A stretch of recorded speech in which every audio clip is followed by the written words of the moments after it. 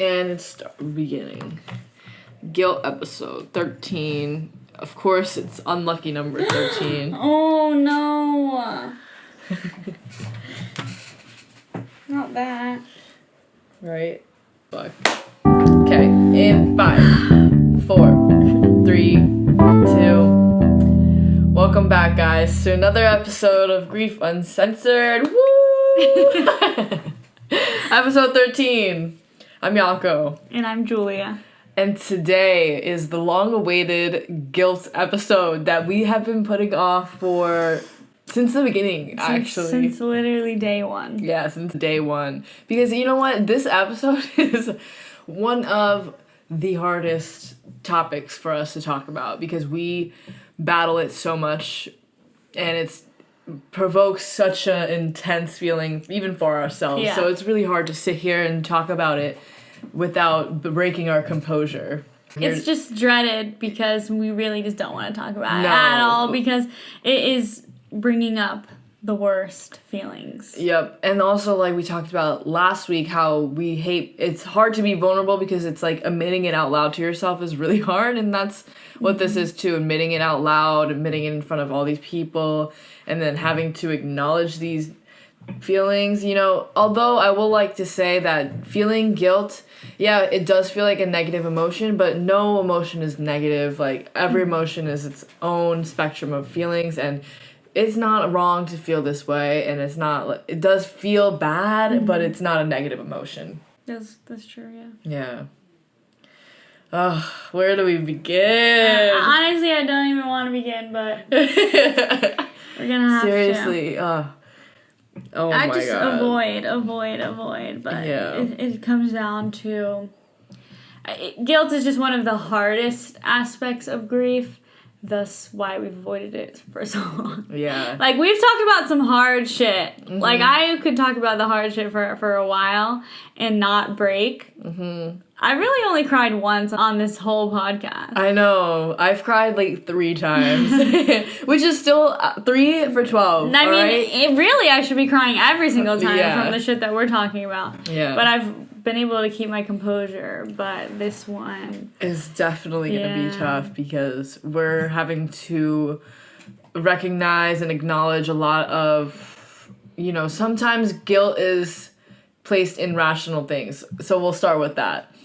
Guilt in rational things, such as when you look at your past and you look at the way your relationship was with the person that you lost, and you start thinking about maybe fights that you had, maybe conversations that you wish you never had with them, right. Just taking them in certain moments for granted. Mm-hmm. Those things, I want to say, are rational because you look back and you're like, I could have cherished this moment more. And it stemmed from something that is in reality, if that makes sense? Mm-hmm. Not to say that the other things aren't, but these ones have a real reason, like a conclusive reason why you're feeling these way. That's why I want to say it's rational. Mm-hmm.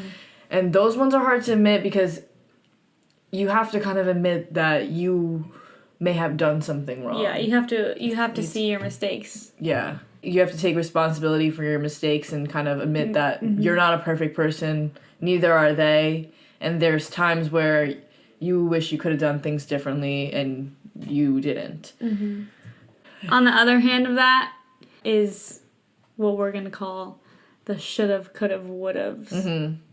And it's like irrational because they're more of these things that were out of your control. Mm-hmm. And then we have quote unquote irrational guilt about things that are just out of our control. Yeah. And oftentimes that leads into those shoulda, coulda, wouldas, blaming yourself for this loss. Like the role you played in this person's loss, such as, let's say from my instance, my dad had cancer and I didn't give this man cancer or anything, but maybe in my head I'm like, I should have told him that he should have eaten healthier, or maybe we could have like worked out together and like actively been there to try to change his lifestyle in a way that would have maybe prevented this illness. Of course, I didn't really know any better until I knew, but even after that, his diagnosis, there's things that I could have done maybe in his time of treatment that could have helped him. And maybe I could have put it, I don't know, you know, there's just so many, it's an endless spiraling of thoughts that you could have, should have, would have done. Yeah. So the questions that like come to mind are, what could you have done to change the circumstances, and is there really anything you could have done differently? And for these questions, there's really no answer. There is really no way to really know the answer to these questions, which is why it often leads to a spiraling, you know? But yeah, it's really hard to think about the past. It's hard to say the word the past without feeling fucking sad, because you're like, have to acknowledge that that is no longer. And that, you know, is so painful to even say out loud too, just saying like the past. But, you know, you think about the past, you think about all these things that you wish you could have done differently. For me, a lot of the last years of my dad having cancer, like, I was 3,000 miles away, so I wish I called him more. I wish I checked up on him more than I did. I wish I went back to New York, like, more often, more frequently to visit him. And when I did visit him, I wish I spent more time with him. I wish I learned his recipes more for his cooking and all these things that I wish I could have done. Those feelings of, I wish I could have done this, lead into guilt a lot of the times for not having done that, which sucks. Also, not to mention that COVID has put a whole nother layer of complexity and difficulty in grief, because it requires people to be at a distance. Not so much anymore, as COVID is nearly, like, people are forgetting about it, at least in America, aren't really taking it as seriously as they would in 2020. But in 2020, it was like lockdown. You couldn't see anybody. You were at home, isolated. And there was a lot of time spent alone, far away from your loved ones, you know? And for me, that meant that I couldn't see my dad even if I wanted to, because I had to fly. He was in Japan. I had to fly to Japan, and everything was shut down. I could not do that, you know? And even if I did that, it's like a whole nother layer of, he is immunocompromised. Like, am I going to give him this virus? Blah, blah, blah, whatever. Just my point in this bringing up COVID is just the fact that COVID, at the time, it ensured that there was distance between people, which makes it so much harder because you're spending time away from them, and the shoulda, coulda, wouldas are so much harder because it was out of your control. It was, but it's so hard to deal with because you're like, why the fuck did this happen? You know? That's so true. Yeah. COVID just made everything worse for the grief world. Yeah. Through and through, COVID was absolutely devastating. Yeah. And even if the actual illness of COVID did not affect someone's life, it at least affected like you said, the distance that we all have. Yeah. Like, that's the same in my situation. Like, I wasn't able to see my mom for a while because, again, we were living, obviously not as far as California and Japan, but she was living on the other side of the continent. Yeah. And there was just no way to really get flights. Yeah. She was also out of the country, and it was just a mess. We tried to plan trips, they got canceled, they got canceled again, and then finally when the actual trip finally came is when she never made it. So, like, at the end of the day, like, that is something, again, out of our control, but you still wish you were like, oh, I could have taken, like, a weekend. Like, I could have went over there, like, whatever, a 2-week quarantine would have been worth it. Like, there was all these other things holding you back. And then after this devastation, none of that seems important at all. Exactly. And that's the things that I hold guilt for. Because there's, like, phone calls you missed, or, like, looking back through our text messages, I'm like, did I not answer this text message? Like, and I'm trying to give myself the benefit of the doubt. Like, maybe I just FaceTimed her instead or something. But, like, you know, I really don't have a clear memory of those things. Case by case. Right. But still, like, you're like, I chose to go to college super far away. Yeah. And spent so very little time with her the past 4 years, 5 years. Yeah. That's such a good point you bring up, is like the choice of leaving for college for us meant leaving home and leaving our parents behind in a way. where you were putting yourself at a distance from them. And you kind of have to, like, for some people, it is a lot easier to do that. You know, some people, they really never are able to leave their parents. They end up going to a college that's really close to their hometown because of the thought of it. And that's not to say that you don't love your parents if you make that decision. You love them just the same. It's just you have to do certain things for you at the end of the day. I mean, yeah, it just so happens that we are both the type of people who wanted to get out and start new lives and explore and go somewhere. But with that comes a consequence of not being able to spend as much time as certain people with their parents. And it's it's like a give and take, you know? Like, you get the experience. For us, we got the California experience of living here, but at the same time, now we're getting used to the fact that we're only seeing our parents maybe 2, maybe 3 times a year. Exactly. If that. Because flights are expensive, you know? And yeah, it sucks because, like you said, in the past 4 years or 5 years now, I've really gotten so used to only speaking to my mom and dad like once a month. I don't know. I hate saying it because it sounds like not a lot at all, but like maybe once a month, once every couple weeks, maybe even once every 2 months. Depends on the period, you know? And it's like you just get so caught up in living your life that you like honestly forget sometimes to like keep in touch. And it's like it just, everybody's always like, oh yeah, you should do that because you never know. And that's all I can say is that it's all true. You know, the saying when people say like, oh, life is short, like hug your loved ones while you can. I swear I used to hear that all the time, but it never actually hits home, or it never really like stuck with you unless it's too late. Exactly. And that's in the moment you're kind of just blinded by certain other things that may have been on the forefront of your mind to really take time to acknowledge that and appreciate these things. Like, instantly what comes to mind is like the holiday season. I mean, we talked about it in the holiday episode when we talked about holidays, and I talked about how Christmas I had spent with my parents in the past, like, and my sister, I kind of took them for granted, even though they were sad in the times that I had them, like, you know, because my parents were divorced and it was just not a really happy time for us. But even now, looking back, I wish I was more grateful because I had everybody there still. And even though I was sad, and there's still a valid reason for me to be sad because, I had family issues, and it was just like it's right in front of your face when you're sitting there for Christmas when everybody is supposed to be joyful. But at the same time, it's like now having experienced something so much worse, it's like you don't really know what you have until it's gone type thing. And that's how I feel, and it's such a devastating feeling. There's not enough times I could say the word devastating for it to encompass how much it hurts. Yeah. I'm just gonna go briefly, guys, maybe not so briefly, but whatever. I'm gonna just go into my story a little bit.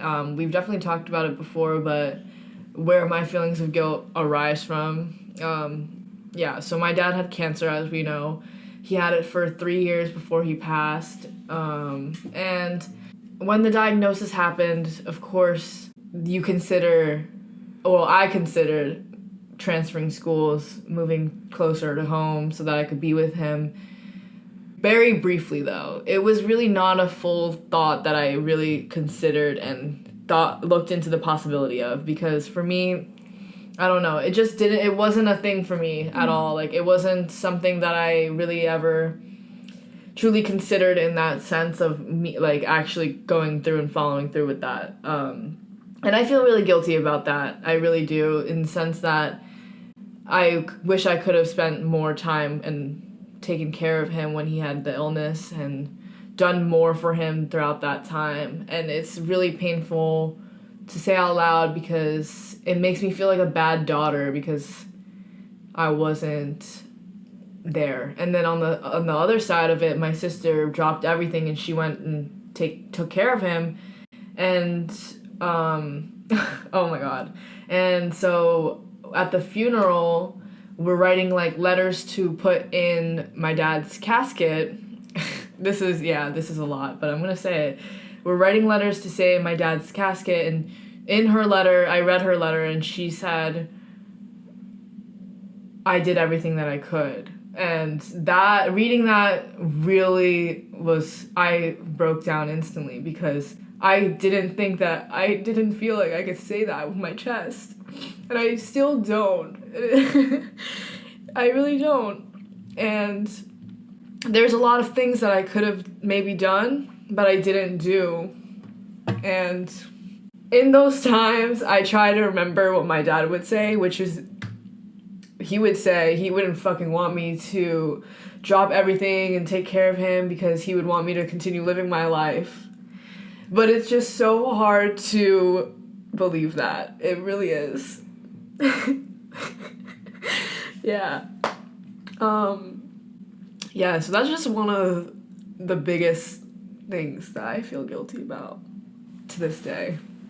And I don't really know if I will ever be able to fully not feel that guilt because, yeah, that's just the reality of the situation. Guilt is a part of grief, and so, of course we want to get rid of these quote-unquote bad emotions because they make you feel bad, but, sometimes there really is no getting rid of them, and that doesn't mean that you'll never feel like you've made amends with it or you've come to can't think of the word. Like you made peace with it? Like, even if you can say one day that you've made peace with it, oh, yeah, you're not gonna, forget. Yeah. So it's not just gonna go away. Yeah, it's not. It really, yeah. What I just said is not even the only thing that I feel guilty of. There's so many more, but that's definitely the biggest one that weighs on my chest. Yeah, and also, the fact that COVID happened, and so I really wasn't able to see my dad. There was a trip planned that got canceled, and then I could have seen him while he was still alive if that trip was still, didn't get canceled. But, of course, the one that got rescheduled, he passed away the day before I got there, so there's just, so much guilt. Even though that one is really not in my control, there's really nothing I could have done. So that one, I feel like, for me, it's a little bit easier for me to be like, that was out of my control. But for things that are, like the one that I mentioned before, those things feel like something I could have done differently, which is a tremendous weight to carry for yourself. And yeah, I don't know, man. I really don't have any answers on how to... I mean, there's definitely ways to cope, which we'll get into later, but in terms of getting rid of these feelings or negating these feelings entirely, I don't know the answer because clearly I just sat here and started crying thinking about them. And so, yeah, I'm not going to be the one to tell you how to get rid of this guilt entirely. What I'm here to do is just make sure that we all know that these feelings, sometimes you can feel guilty for something without actually being guilty, and just because you feel guilty for something doesn't mean that you are, and doesn't mean you did anything wrong. Sometimes, there's certain things that you learn from it, by feeling guilty, you're like, oh, I could have done this differently, and maybe that's a lesson you'll take with you for the future. But in terms of the feelings, everybody who grieves feels this guilt. You're not alone, and you're not a terrible person, And I wish I believed myself when I say these things, too. But I don't believe that I'm rambling at this point, but I don't believe that I'm a terrible person, but I'm not a perfect person, and I'm here to acknowledge that, too. Sometimes it's hard talking about grief because it is so broad and everyone experiences it differently. Yeah. And the same thing goes for guilt. We couldn't sit here and bullet point every possible thing that anybody experiencing grief could feel guilty for because it is so intricate and it's very circumstantial. Right. Depends on so many things, especially your relationship with the person that you lost. And a lot of people talk about their good relationships and how much they miss. Let's say you lost a parent and they were your golden parent, right? As opposed to losing a parent that maybe you were more estranged from. Those are two different griefs, and those are two different guilts. And that's why this is so hard to talk about, because everything is going to be case by case. Right. And you end up oftentimes blaming yourself, no matter how the death occurred. Somehow we're always turning it back on ourselves. Mm-hmm. You're asking yourself what you could have done to change these things. And oftentimes the answer is nothing. There could have been a million different things and a million different outcomes. A million different paths that things could have gone in your life. Every small decision. It's the butterfly effect. Exactly. The butterfly effect. For me, is there anything I could have done differently in my situation to prevent the death from occurring? It was mostly out of my hands, if not completely out of my hands. Yeah. You know, in that sense, for me, the guilt more comes from, like we said in the beginning, taking somebody for granted, not calling enough, not answering text messages, not calling them back, getting mad for things that, honestly, who even cares at the end of the day? My relationship with my mom was very, very good, but of course not perfect. And even the quote-unquote bad things about our mother-daughter relationship were not bad. They really weren't. Like, there was nothing crazy. We had a couple differences, of course, but, like, we never really got into fights. Mm-hmm. And, like, if they were fights, they were, you know, they would come and go. Like, it wouldn't be anything where I wouldn't talk to her or I would be, like, really mad at her. So I'm grateful for that, because it's lessened my guilt, but it has not lessened my grief. If anything, it, like, pushes my grief to be bigger, because it's more things that I'm missing out on. Right. Another thing is that the universe just has a way, because it happens so often in so many people's stories I read, and even in your story, like, the universe just is almost cruel. It's almost cruel how often this happens, where it hands you that guilt on a silver platter. it hands you the guilt on a silver platter, because it's like, oh, who knew that my mom was going to die the literally night after I said, oh, I'm too tired to call, to FaceTime right now. Who would have known? And I would say mostly I always answer her calls, but this specific time I really was too tired. Why it had to be the time that literally would have been the last time I talked to her, I have no fucking idea. Yeah. But it happens so much. Something similar to that happens in everyone's story, I swear. So similar. You know, unless you were able to be with them, like... Yeah. With COVID, probably you weren't, because them, like we just said, they wouldn't even allow people into the rooms in some scenarios. But if you were able to be there, like, holding her hand and get your goodbye,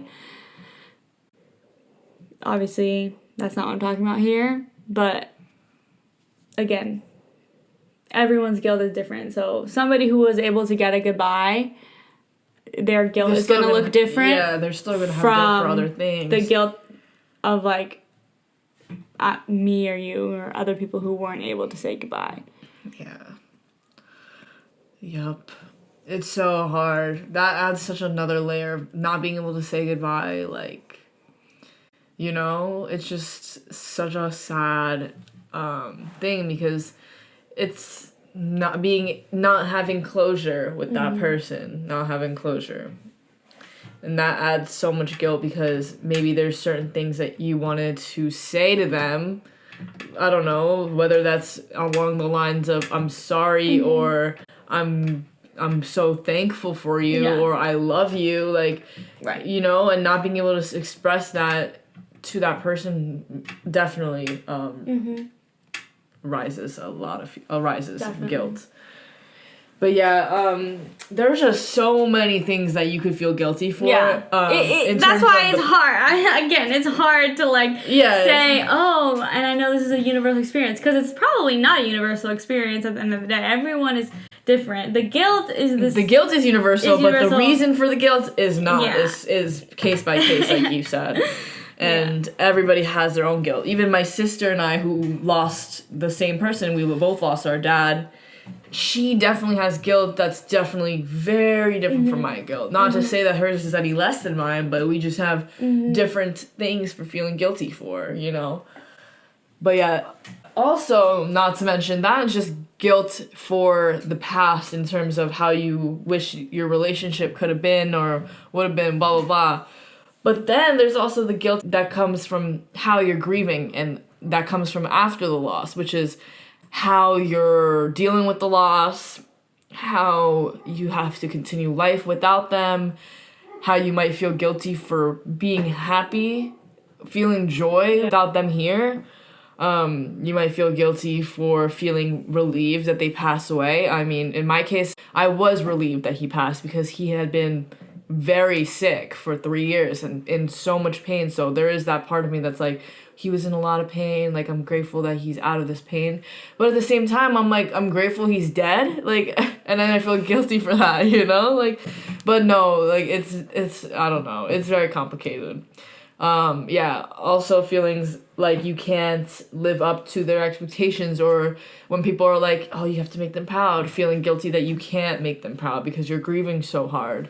Feeling guilty for literally existing, just purely that you can continue to live with and they can't. You know, there's just so many things that come even after the loss that you feel guilty for. I know initially for me, like, I felt guilty for joy. Like, I felt whenever I felt joy, even still, I'm like, why am I allowing myself to feel this way without, I don't know, because it makes me think maybe I'm not grieving as hard as I should be, or maybe it makes it feel like to other people, which honestly, it isn't about other people, but it is hard to, I don't know, for me, I find I'm like, maybe other people think that I don't really care about this loss as much as I do. And I don't want people to think that at all, because that's not the fucking truth. Couldn't be further. Yeah, exactly. And yeah, those are just some of the things that I can think of that people can feel guilty for after the loss. And even if you know that those things weren't in your control, like, you can rationally, in your rational mind, be like, yeah, obviously I couldn't control this event, this accident from happening. Yeah. From across the country, of course, I wouldn't be able to, but just because it's irrational doesn't mean that you can't feel guilty for it. Yeah. And that's what makes guilt, like, so complicated, because there's no, like, boundaries to guilt. There's no rules. And, like, yes, in my rational mind, there's nothing I could have done. But, again, the butterfly effect, like, there is. And also, to go with the butterfly effect, you can easily sit there and spiral with guilt because of the fact that there is so many possible alternatives. If I had done this, what would it be like? If I did this, what would it be? If I had blah, blah, blah, blah. Like, there's so many of those, so it is so easy to sit there and fucking spiral for days, hours, weeks about this feeling of guilt until it really becomes, like, an unbearable amount of pain that you carry. Yeah. I don't know. Like, it is just so sad. And it's hard to admit to yourself that there are some things that are not in your control. Like, everyone is trying to control everything. Even if it's just planning your day or planning your vacation, like, you never know what's going to happen. Yeah. And you can plan anything you want, but that doesn't mean that that's how it's gonna go. Exactly. Like Outcast said, you can plan a pretty picnic, but you can't predict the weather. Exactly. I mean, like, maybe you can look in the weather app, but, like, it's not 100%. Yeah. You know, like, at the end of the day, we don't want to admit that it is a chaotic and unpredictable world. Yeah. It is a daunting reality to swallow. And if there's nobody to blame, then you turn on yourself and you start to feel guilty and blame yourself. Exactly. But that's only because if we don't have someone to blame, if we're not blaming someone or we're not blaming ourselves, then we'd have to accept that the universe is just unpredictable and chaotic and you can't control it. And that's even more of a daunting thought. Yeah. Because you're like, what the fuck? I can't prevent things like this from happening? So yeah, I mean, that's why people, turn to religion and stuff, is because it gives them an order, it gives them answers, like we talked about, and otherwise it feels all chaotic, and you're like, what's the reason? There's no reason. Yeah. Exactly. But still, like, even with religion, if you can say, okay, well, with religion, you don't have to accept that the universe is unpredictable and chaotic because the universe is just God. And everything happens for a reason. Exactly, and God controls everything. Quote unquote. But, like, how can you, like, really rationalize that? Like, God made my mom die, like, suffering? Yeah. Like, that doesn't make sense. Yeah. And that's why I have been pushing that away for a while. Like, yeah, that type of thing where you're not accepting that you just can't control things sometimes. Yeah, you can't control things. God's controlling. Somebody's controlling. I'm still going to blame God for it then. True. You know, like, there's always going to, even with religion, it does bring up some comforts, but at the end of the day, like, I'm going to be mad at God for letting that happen. Yeah, that's true. Unless you're, like, a devout. Like, and again, like, this goes back to the everything happens for a reason, which we which hate. Is the worst quote ever. Like, okay, so apparently that means that I had to learn some type of lesson from this. So this was, like, bound to happen, so I could learn something. Plan. It was in God's plan for me to suffer this emotional, immense trauma. Not to mention my mom having a horrible death. A horrible, horrible death. Mm-hmm. Not a peaceful death. If there is a peaceful death, I don't know, maybe, like, in your sleep if you're not in pain. That's, like, the only thing I can think of that's not, like, completely insufferable. Yeah. Dying of old age in your sleep. That's it. That's the most peaceful. That's the only thing that I can think that would be, like, not traumatic. Yeah. It's just, it's just chaotic and unpredictable, and we have to accept that reality in order to alleviate some of this blame that we're putting on ourselves and other people and other things. Yeah. But yeah, finally, we're going to talk about some ways that you can cope with this feeling. And that is not to say that these things are going to get rid of these feelings entirely. It's just going to help you set up a process for yourself to be able to better sit with these feelings, acknowledge these feelings, and learn from them, I guess, in a way. Yeah. So first is, and these aren't really in an order, it's just mostly, like, generally things that might help. And you know what this reminds me of? These tips remind me of, like, meditation. Because at its core, it's just letting the thought come in, bad or good. In this case, we're going to put a bad label on it because it's guilt and it feels like shit. And you let that thought come in, like, you recognize it, you process it, you analyze it, and then you can let it go. And that doesn't mean it's going to not come back. You're not letting it go, like, burying it in the ground. No. It's going to come back, but you're able to not sit there with it and spiral. And no, you have to consciously be like, okay, I'm feeling guilt, and then analyze it and then say, okay, I'm moving on to the next thing. And that's kind of how meditation is, and then that's how so true, yeah. these coping mechanisms are. Exactly. So you have to acknowledge that guilt is a normal part of the grief experience, and don't let other people invalidate that. Because a lot of times, if you open up to someone about your guilt, they're going to say, oh, you shouldn't feel like that. It's not your fault. Don't feel like that. Like, and of course, they're not meaning it in a bad way. And most of the time, they might be right, but also at the same time, like, just as much as you wouldn't want someone to be like, don't be sad, it's just the same way. Right. It's like... So, yeah, don't let others invalidate it, even if that's not what they're intending to do. Yeah. Because, you know, by saying don't be sad, people are like, well, obviously I'm going to be sad. That's, like, invalidating your sadness, because they're like, oh, don't be sad. I'm like, okay, I'm going to be sad. Like, my mom just said. But, again, don't let others invalidate it. This experience is normal, and don't let anyone make you feel like you should minimize these feelings. And then that's when you can sit with your guilt and talk to it and just be like, is this irrational? Is this rational? Is this about having control? Like, really sit there and analyze where these feelings are coming from. Yeah. It's maybe an easy thing, and it's maybe a really difficult thing that you're going to have to dig deep, depending on the circumstance. You can talk to support groups. You can talk to a friend that you trust. Yeah. You know, your therapist, which might be a good time to mention that. If you are deeply struggling with these feelings, like, we do recommend seeing a professional. Yeah, we're not a replacement for...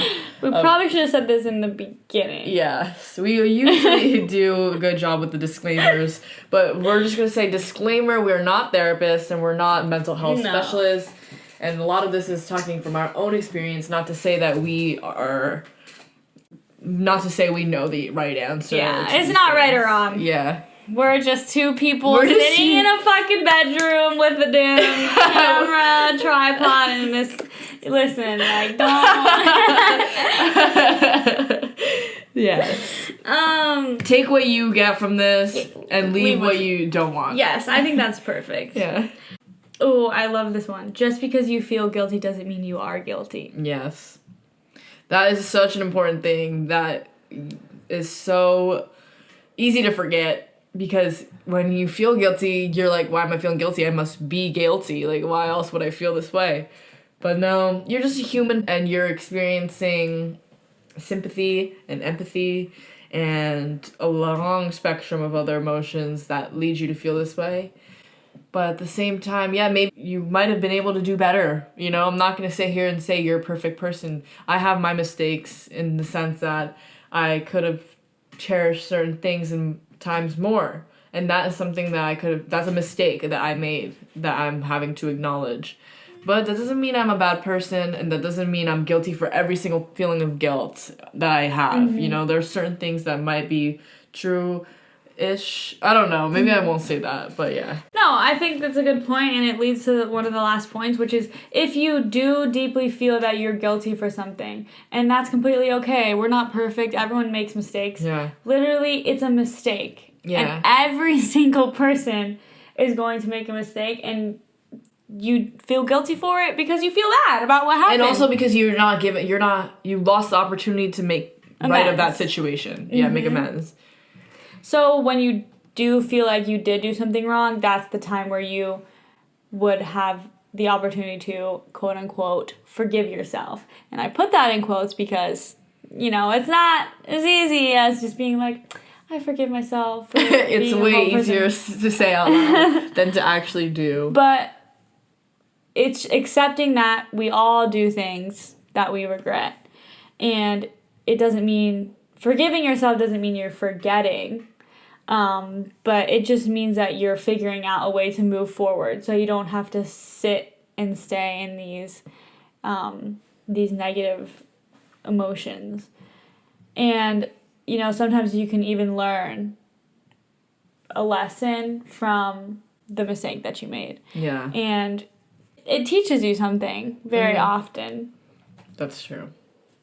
And finally, you can use what you learn to help others, whether that's like something like what we're doing now, trying to minimize that feeling of guilt, or trying to talk yourself through the rationales of it, you know, trying to help others understand their own guilt a little bit more and validate their own guilt, their feelings of guilt in terms of grief, or just in general.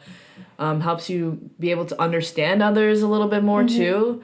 And then finally, that's what we do. Yeah. We literally just speak on this. Yeah. And even though we're not saying, oh, you guys need to do this, this, and this. No, it's literally just this is what we experience and this is what we know is a common thing. And now we're going to tell you because I know that you also experience that and we're not alone. So, like, it's not even from like I'm going to teach these people. No, absolutely not. It's just it's literally just coming to an understanding and helping all of us feel less alone. And that is helping, I think. Yeah.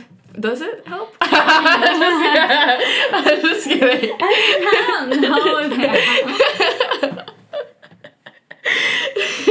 helps. And the last thing that I want to say is kind of something I said way earlier when I was talking about my own story is, as hard as it is, try to remember what your loved one would say and tell you here. Tell you in the sense of what they would say, like, would they tell you that this is a valid feeling? Would they tell you you're being crazy and this is not something that they would want you to feel? Or, you know your own person the best. You would know what they would want for you and what they would say to you. And just try to hear that voice and imagine what they would say to you. And that should help because most of the time they only want the best for you. And that is not to put all of this feelings on yourself and your shoulders. Yeah. And yeah, that's literally it, right? And that's the end of this guilt episode, you guys. The long-awaited guilt episode, it's over. Yeah, thank God. Oh my God. And if you're feeling guilty, know that you're not alone. And you're not a terrible person. You're just a person. And everybody has their flaws. Everybody has their good parts too. And that's all it is. And you know what? There's people who sit and don't even feel guilty. And don't even sit and acknowledge things that they could have done better. Yeah, you're a great person. Yeah. To be able to sit and self-reflect in that way says a lot about who you are. So if anything, feeling guilty means that you're able to reflect and look inward and see areas that you could maybe improve. And that's, if you look at it like that, that's how it's going to help you become a better person. And yeah. That's so true. Good ending on that one. Follow us on Instagram at Uncensored. Subscribe to our YouTube. Join our Facebook group. Yes. Everything you can find on the link in our Instagram Follow us bio. on TikTok. And if you want to submit your loved one, we still have that feature available. Please go ahead and go on that Google form, write a little anecdote about your person, send some pics, and we'll be posting that on our Instagram as well.